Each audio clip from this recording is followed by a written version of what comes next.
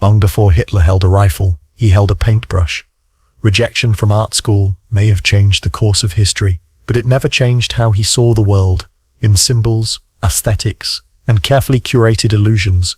When Hitler seized power, art became more than beauty, it became a weapon. The Nazi regime created a visual utopia, idealized bodies, heroic soldiers, glowing Aryan children, and bucolic farmland. The message was clear: Germany was reborn, beautiful, powerful, pure. The Reich chamber of culture dictated every brushstroke, photograph, film, and stage play. Anything abstract, modernist, or non-Germanic was condemned as degenerate. An entire exhibition in 1937, the Degenerate Art Show, mocked works by Jews, communists, and expressionists. It wasn't just art criticism, it was cultural cleansing. Meanwhile, Leni Riefenstahl's films, such as Triumph of the Will, turned rallies into choreographed myth. Hitler didn't just speak, he descended from the sky on camera. The aesthetic of power was part of the control. Hitler understood, if you control how people see the world, you control how they live in it. The beauty was a veil. Behind it was a regime built on pure terror. After Hitler became chancellor in 1933, the Nazis constructed a vast system of fear, systematic, silent, and inescapable. The Gestapo didn't need to knock on every door. They only needed you to think they might. Your neighbor could be an informant. Your child could turn you in. Even a sarcastic joke about Hitler could mean a knock in the night and a one-way trip to Dachau. The regime weaponized everyday life. Radio was tightly controlled. Listening to foreign stations, treason, reading foreign press, subversion. Even silence was suspect. Fear was internalized.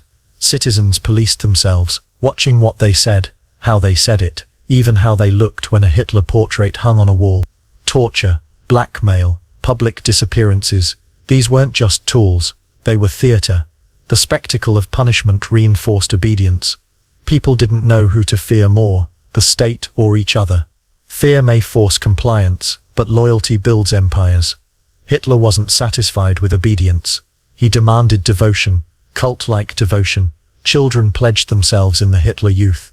I promise to always do my duty to the Führer. Soldiers took an oath not to Germany, but to Hitler personally. Families displayed portraits of him in living rooms. Brides received Mein Kampf as a wedding gift. Prayers were rewritten to bless the Führer.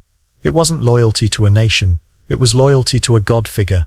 Through grand rallies, torchlit ceremonies, and masterfully crafted myth-making, Hitler became more than a man, he was destiny embodied. He rewarded loyalists with medals, titles, even land. To love Hitler was to rise. To question him was to fall. The SS took this further, swearing loyalty is my honor. These were not just elite soldiers, they were ideological fanatics. By merging nationalism with worship, Hitler bound personal identity to state identity. Dissent became betrayal, not just of the regime but of the self. Every dictator knows that reality is negotiable. If you control the stage, Hitler used mass events to rewrite the rules of reality. Rallies weren't just political, they were spiritual. The Nuremberg rallies weren't meetings, they were rituals. Thousands marching in perfect sync, music swelling, fire blazing. A stage fit for a god. Architecture too became part of the show. Albert Speer's Cathedral of Light turned stadiums into sacred temples of nationalism.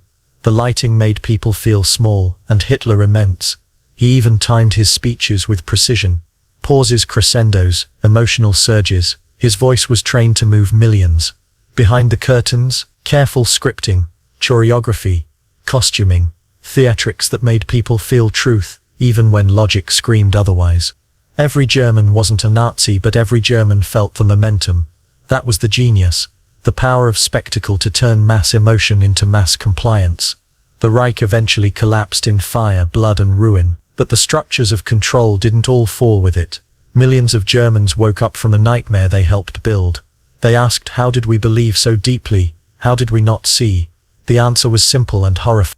They were trained to see beauty in lies, to fear honesty, to love their chains.